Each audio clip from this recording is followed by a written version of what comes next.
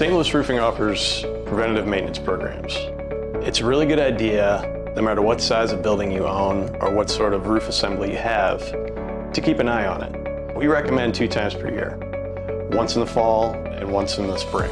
Just imagine when leaves are falling off trees or when leaves are growing. That's typically when you're going to have problems with drainage in your drains, gutters, downspouts, things like that.